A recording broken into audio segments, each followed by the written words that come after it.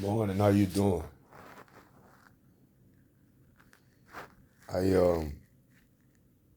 wanted to talk to you real quick about life.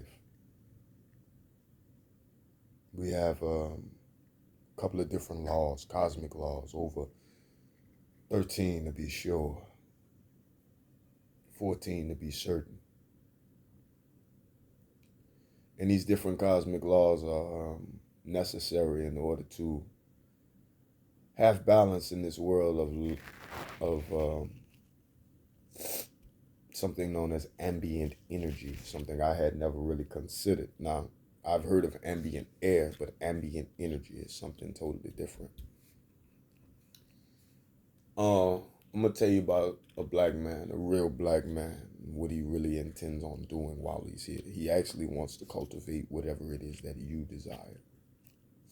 He wants to love you from where you are. Often though, what happens is by people not understanding love, when he approaches you with a variety of emotions so as to find out and pinpoint the one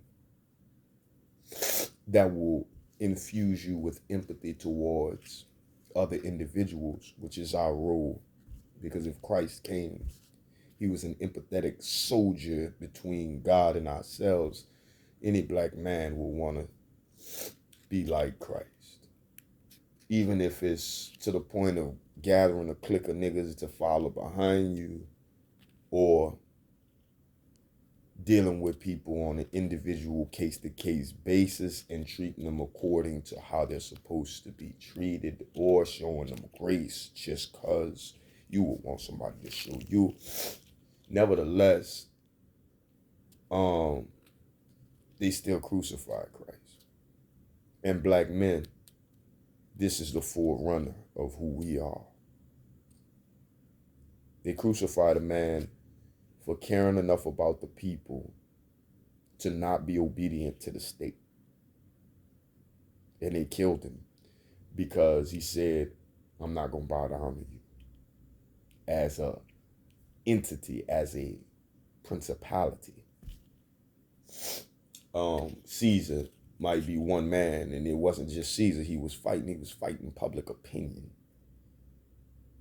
And my life, real simple and plain, has been, I want to help everybody. Nobody wants to be bothered with me. And if I had a clique or a group of 12 dudes walking behind me and was still out there trying to help those who have been victims of malfeasance, which is an abusal of power, which is a reference of the fact that power is a balance that should be equally distributed, yet there are those who love leverage and would have it higher on their scale or realm so as to control more. Dog, I don't want to be here no more. Because I treat people with love, and the cats that I call my friends, which I don't have many of because nobody wants to be bothered with somebody who loves everybody. The cats I call my friends, they just used me. They used me up. And it feels like that. It can begin to feel like that. What I'm describing to you is something I asked about before called compassion fatigue, because you can't do nothing about being human and having empathy. And if Christ is your forerunner, you can expect what he said to be true, which is if you follow me, you're going to receive what I received. The same cats that he was saving and helping was the same cats that crucified him and would not help him when he needed it. With them dudes hitting on him, you don't think by him saving some of them dudes didn't just jump out there and grab, the whips and start whipping the soldiers with him? This dude healed my life. This dude made me whole when I was broke. You're not going to fight for the person that made you whole. And the type of person I am as a black man, my job is to make you whole. You'll never understand who you are without me. I'll never be who I'm supposed to be without you. I've been doing it, dog. You can't tell me none of this is lies because I've been standing by myself in my own house, creating my own bubble in my own realm where nobody else has any type of autonomy. And then when I let people in, they either hurt me, intend on helping me, and don't have an excuse for why it's happened like so, or their intent from the jump was malicious. And I had to make the decision within myself as a man to build a character to say that's enough. I'm not going to allow myself to partake in such. Whether it be black women, black men. I've even had a female use her kids to justify stealing from me. To justify bringing her own set of rules into this world wherein she not going to follow nobody else. And I get it. Because black women represent the wisdom of God. Christ Jesus, you fit too. You represent the female that was beside God when God created everything. So in a lot of essences, what happens is a man goes and he makes a plan. And a woman is supposed to support him, but I ain't been having support. Because I haven't found women who want to be women. I found bitches who want to be bitches. I found hoes who want to be hoes. I found hoes who want to be boss bitches. I found bad bitches who want to be motherfucking madams and all this other shit, dog. I grew up in the hood around people who try to make it bigger and badder and come with a different version of the same degree. It's either you're going to be a man or a woman. When I was in penitentiary, you met everything but a man. I was real life gorillas out there. A gorilla out there. I was a dog. I was an animal. I was a pig. Bitch, I was a bear and a gorilla. A gorilla. I met a nigga tell me he was an astronaut one time. He was pushing the Escalade with nice wheels on it. And the nigga didn't have $20 in his account. And I brought the jail thing up because jail is the stomping grounds for black men. Because you're around other black men who have the capacity to be God.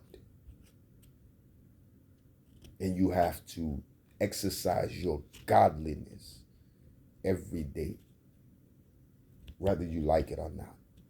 And as I sit here now thinking about that, as well as unsung heroes, it bothers me about why I struggle so hard, why I live like this, why I be the guy nobody likes.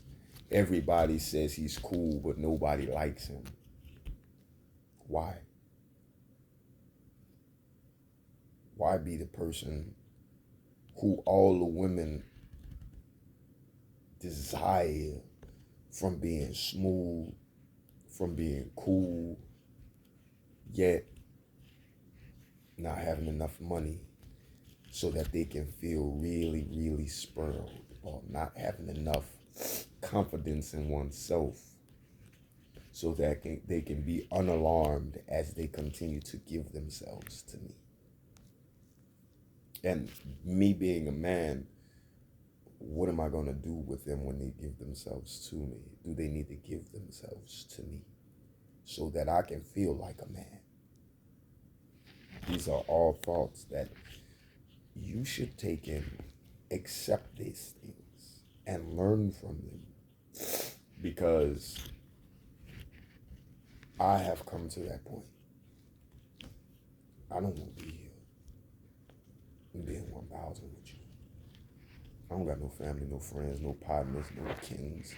Everybody that's with me is going to either use me or hurt me or manipulate me in some type of way. It's been happening to me since I was 6 or 7 years old. Being dropped off at Raper, man. Getting fucked over.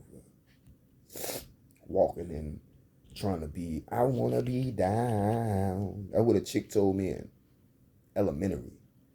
Trying to fit in the status quo, knowing that socialism sucks. I'm giving you the best I got. I want the best for you. So, all that said, I could still try to love you, yeah, but it's hard. And don't nobody love me. It's hard, my nigga. And I love you very, very much, Rashad. But if you don't remember this, no one else will call attention to it. And you will just be a tumbleweed that blew through this world for as ever many years that God decides to allow you to roam and see the goodness and the glory of God for whatever amount of time as far as duration is concerned. I don't think it's fair, because you're going to lose or win with or without full control over a situation.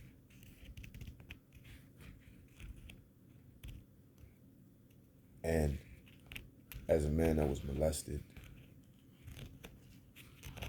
as a man who has done the same, as far as my free will was beaten, this person's free will was underdeveloped. As that man, the same man who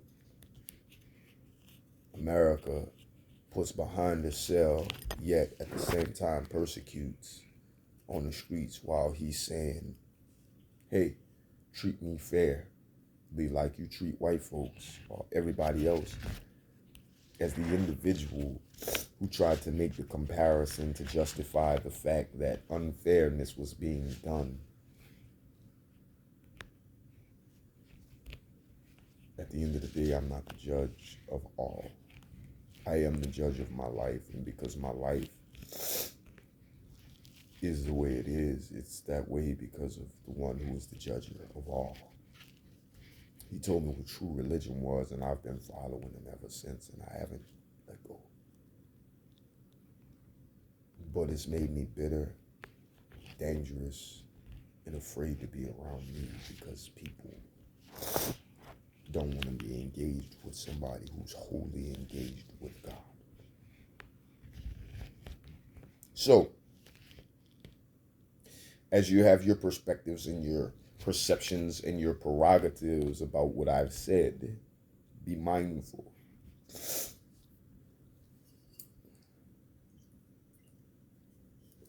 You listening to an ex-slave, somebody that planted onions in a penitentiary yard. Somebody who worked hard as they could in the kitchen, scrubbing pots bigger than themselves, and now I'm on the streets scrubbing pots bigger than myself.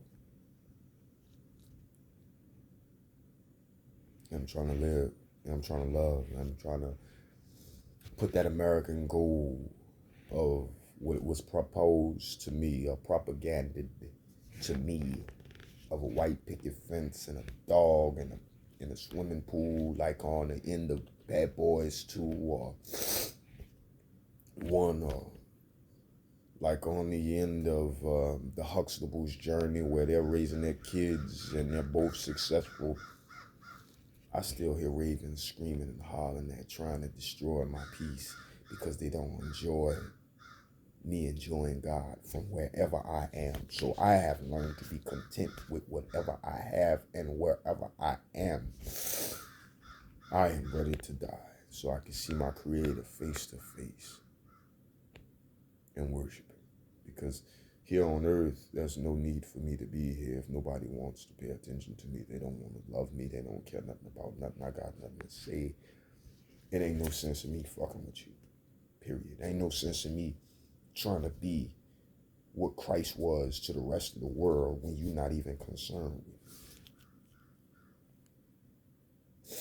it. And I let certain people go because they're not concerned with God at all, nor are they concerned with Christ. Christ is concerned with them.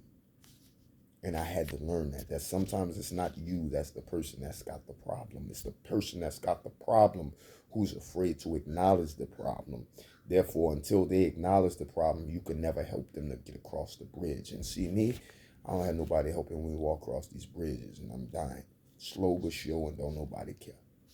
They don't even concern themselves with me because they always say, oh, well, he's always saving somebody else. I don't need you if you don't want to be for me. Go be where you want to be and do what you want to do. God bless you. Enjoy yourself.